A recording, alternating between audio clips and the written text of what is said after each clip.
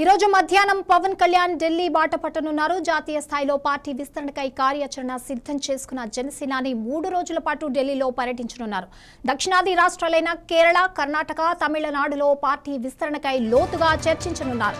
ఢిల్లీ పర్యటన కోసం జనసేన పార్టీకి చెందిన సుమారు 150 మంది ముఖ్య నాయకులు, ప్రజాప్రతినిధులు, వివిధ విభాగాల అధ్యక్షులు రానున్నారు.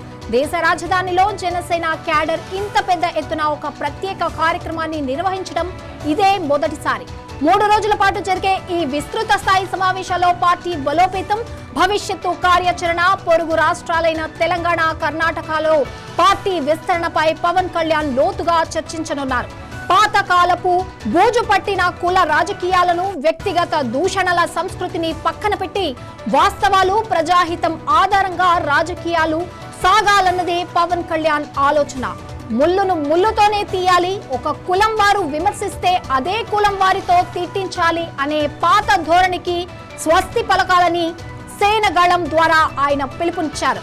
ఈ వినూత్న పొలిటికల్ పాలసీని జాతీయ స్థాయిలో ప్రజలకు పరిచయం చేయడం ఈ ఢిల్లీ టూర్ ప్రధాన ఎజెండా అని చెప్పవచ్చు.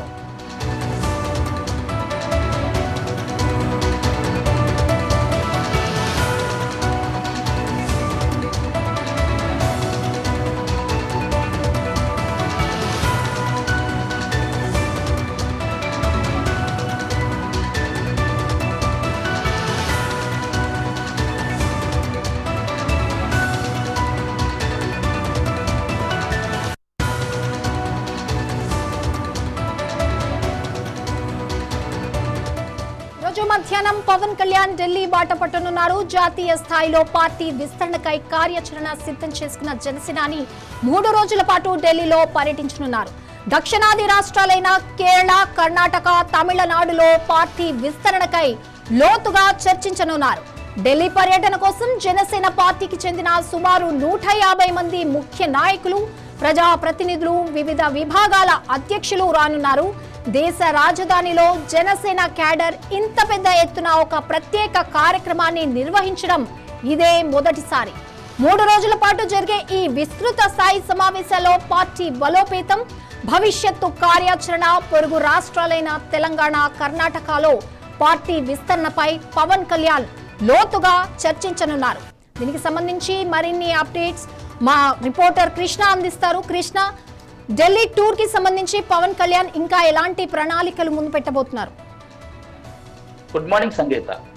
ఈ రోజు ఏదైతే ఆంధ్రప్రదేశ్ జనసేన అధ్యక్షుడు పవన్ కళ్యాణ్ ఈ రోజు, రేపు, ఎల్లుండి 3 రోజుల పాటు ఢిల్లీలో అయితే సమావేశం అయితే కానున్నారు. ప్రధానంగా ఏదైతే జనసేన ఆవిర్భావ సందర్భంగా జాతీయ స్థాయిలో ఏదైతే జనసేన తీసుకున్న నిర్ణయాలు కానీ, జనసేన యొక్క భావజాలం కానీ విస్తృతంగా జాతీయ స్థాయిలో ప్రచారం చేయాలి, జాతీయ స్థాయిలో పార్టీకి గుర్తింపు తీసుకోవాలని ప్రధాన ఎజెండాగా అయితే వినూత్నంగా మొట్టమొదటిసారి, అంటే దేశంలోనే మొట్టమొదటిసారి ఒక ప్రాంతీయ పార్టీ అయితే జాతీయ స్థాయిలో ఒక సమావేశాన్ని అయితే ఏర్పాటు చేస్తుందని మనం చెప్పుకోవచ్చు.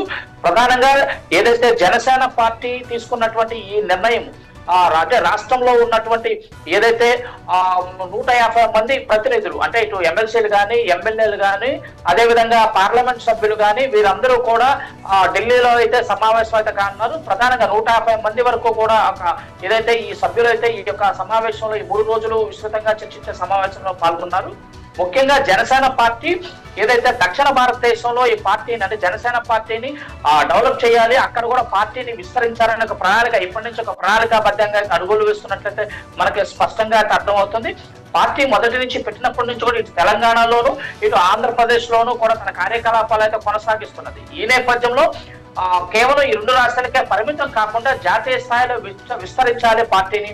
ఆంధ్రప్రదేశ్ లో పార్టీ తీసుకున్న నిర్ణయాలు, ఆంధ్రప్రదేశ్ అంటే పార్టీ యొక్క ఏదైతే గళాన్ని కానీ, పార్టీ యొక్క నిర్ణయాలను కానీ జాతీయ స్థాయిలో తెలియాలి. అదేవిధంగా ప్రస్తుతానికైతే కూటమిలో భాగంగా కూడా పార్టీ అయితే ఉండటము, ఈ నేపథ్యంలోనే కేంద్రం ఉన్న నాయకులకు కానీ వారందరికీ కూడా ఇక్కడ ఉన్నటువంటి ఆంధ్రప్రదేశ్ లో తీసుకున్నటువంటి ఆ నిర్ణయాలను కూడా వారికి తెలియాలని చెప్పేసి ప్రధానంగా అయితే ఎజెండాగా అయితే ఈ 3 రోజుల సమావేశం అయితే నిర్వహించున్నారు. ఈ నేపథ్యంలో ఈ రోజు పవన్ కళ్యాణ్ మధ్యాహ్నం అయితే ఢిల్లీ అయితే చేరుకున్నట్లయితే మనకు అర్థమవుతుంది. ముఖ్యంగా తెలంగాణలో ఇటీవల తెలంగాణలో కూడా పర్యటించినటువంటి పవన్ కళ్యాణ్ అక్కడ కూడా కొన్ని కీలకమైన వ్యాఖ్యలు అయితే చేయడం చూస్తున్నాం. రాబోయే ఎన్నికల్లో కూడా తెలంగాణలో కూడా పోటీ చేయబోతున్నాము అని కూడా స్పష్టంగా అయితే చెప్పినట్లయితే మనం చూస్తాం. అక్కడ కూడా ఈ నెల 19వ తేదీ కూడా తెలంగాణలో పార్టీ కార్యాలయాన్ని కూడా ప్రారంభించినట్టు కూడా ఇప్పటికైతే ప్రకటన అయితే చేశారు. ఓవరాల్ గా తీసుకుంటే ఏదైతే విధి విధానాలు ఆ యొక్క పార్టీ జనసేన పార్టీ యొక్క అంటే సిద్ధాంతాలు ఎలా ఉంటాయి, ఆ సిద్ధాంతాల వల్ల అక్కడ పార్టీలు ఏ విధంగా అంటే ఆ రాష్ట్ర ప్రభుత్వాలకు ఏ విధంగా ఉపయోగపడతాయి, ఎలా రాష్ట్రాలను అభివృద్ధి చేయాలి అనే ఒక కీలకమైన కొన్ని రంగాలను ఏ విధంగా మౌలిక సదుపాయాల అభివృద్ధి కానీ గ్రామీణ స్థాయి నుంచి ఎలాగైతే పార్టీని అభివృద్ధి చేయాలి, అదే విధంగా అక్కడ ఉన్నటువంటి అంటే గ్రామీణ అభివృద్ధి నుంచి ఏ విధంగా డెవలప్ చేయాలి అనే ప్రధానంగా కూడా ఈ పవన్ కళ్యాణ్ అయితే ఈ మీటింగ్ ద్వారా వివరించినట్లయితే మనకు ప్రధానంగా తెలుస్తుంది. అదే విధంగా పార్టీ కార్యకర్తల నుంచి కానీ నాయకుల నుంచి కానీ సూచనలు తీసుకోబోతున్నారు. అదే విధంగా ఎలా వ్యవహరించాలి అంటే ఒక కులాలకి ఒక మతాలకి పార్టీని ఎట్టి పరిస్థితుల్లో కూడా అంటకట్టద్దు. కేవలం పార్టీ అనేది అంటే అందరిది అంటే కేవలం ఒక కులానికో ఒక మతానికో పరిమితం చేయకుండా పార్టీ రాజకీయ పార్టీ అనేది అందరిది అనే ఒక భావం వచ్చే విధంగా కూడా ఈ యొక్క సందర్భంగా అయితే పార్టీ శ్రేణులకు అయితే విన్నవించున్నట్లయితే మనకు తెలుస్తుంది. దాంతో పాటు కొత్తగా యువత పార్టీ రాజకీయాల్లో రావటము ప్రభుత్వాన్ని ప్రశ్నించడం అయితే ఈ మధ్య కాలంలో చూస్తాను. ఇప్పుడు లైక్ కాక్రోచ్ పార్టీ లాంటి కూడా ఏదైతే ఉన్నాయో అవి చేస్తారో వాటన్నిటిని దృష్టిలో పెట్టుకొని యువతను ఆకర్షించే విధంగా యువత రాజకీయాల్లోకి వచ్చే విధంగా ప్రోత్సాహకాలు ఇవ్వాలి.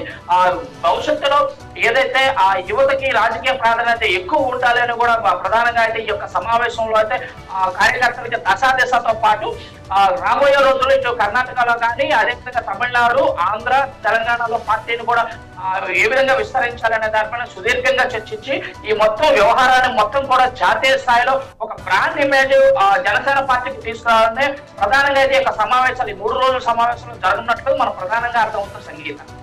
Yes sir, thank you Krishna.